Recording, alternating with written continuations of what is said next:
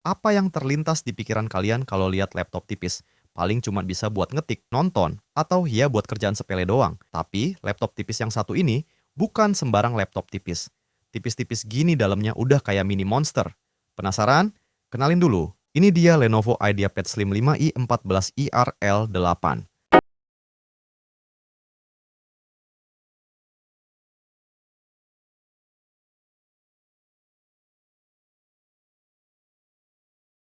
Lagi nih di channel Indofascom. Tempatnya kita ngebahas laptop baru sampai second yang value for money. Lenovo IdeaPad Series Slim biasanya dikenal sebagai laptop kerja yang santai. Tapi yang satu ini agak melawan takdir, karena nggak cuma bisa buat kerjaan basic, tapi bisa juga buat multitasking. Di dalamnya udah dibekali dengan Intel Core i7 generasi ke-13 dan juga seri H. Tahu kan seri H ini biasanya nongkrong di laptop gaming, tapi kali ini ada di laptop tipis bro. RAM-nya udah 16 GB dengan storage setengah tera. Di sini aja udah kebayang semantep apa kan laptop ini.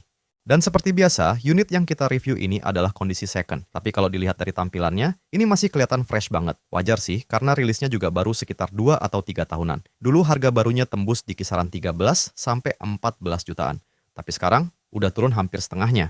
Nah pertanyaannya, di 2026, apakah laptop ini masih worth it? Apakah beneran masih kuat buat multitasking berat? Nah, kita akan bahas semuanya di konten kali ini. Tapi sebelum itu, buat yang baru mampir, jangan lupa subscribe dan nyalain lonceng notifikasinya, biar kalian nggak ketinggalan updatean terbaru dari channel ini. Kita mulai dari desainnya. Laptop ini punya kesan simple dan khas IdeaPad banget yang terkenal minimalis, tapi tetap mengusung tema modern. Biasanya emang sering dipakai buat mahasiswa, pelajar, atau karyawan yang kerjanya sering mobile. Materialnya adalah anodized aluminium dengan warna yang bisa kita sebut sebagai cloud gray. Secara keseluruhan masih mirip ya sama IdeaPad generasi sebelumnya. Kalau ngomongin bodinya, Lenovo mengklaim kalau laptop ini udah certified MIL-STD 810H, jadi seharusnya tahan banting ya. Buat dimensinya, laptop ini punya panjang di kisaran 31,2 cm dengan lebar 22,1 cm dan tebal di 1,69 cm. Terus, beratnya ada di kisaran 1,4 kg aja, masih tergolong ringan apalagi prosesornya pakai seri H, yang tentu prosesor kayak gitu kan perlu cooling system ya.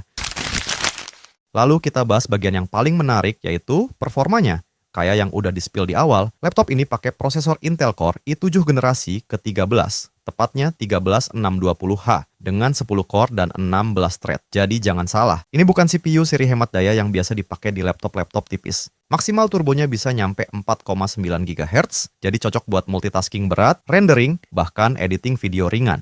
Buat integrated graphics-nya, dia pakai Intel UHD Graphics. Dibekali RAM 16GB LPDDR5 yang sayangnya udah nggak bisa di-upgrade. Tapi buat multitasking harian mah, ini udah oke banget. Terus storage-nya dia pakai SSD NVMe PCIe 512GB. Dan laptop ini udah jalan di Windows 11. Sampai sini udah kelihatan oke banget kan ini laptop? Lanjut ke bagian layarnya, laptop ini dibekali layar 14 inch beresolusi Full HD+. 1920 x 1200 pixel dengan panel IPS. Lenovo mengklaim brightness-nya ada di kisaran 300 nits dengan color gamut di 45% NTSC. Dia juga udah bersertifikasi TUV Rhineland Low Blue Light, yang artinya bisa mengurangi kelelahan pada mata dan lebih nyaman dipakai buat kerja ataupun belajar lama-lama.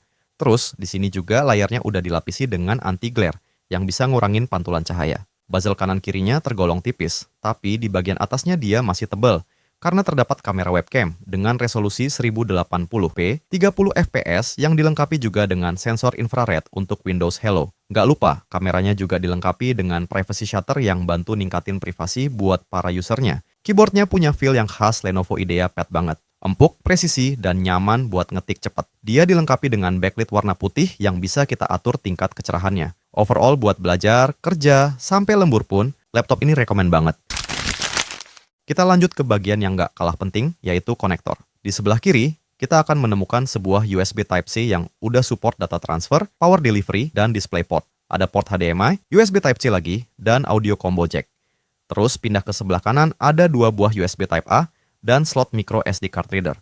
Sedangkan buat konektivitasnya, dia pakai Wi-Fi 6E dan Bluetooth V 5.1. Jadi buat meeting online atau streaming, bakal jadi lebih cepat dan stabil.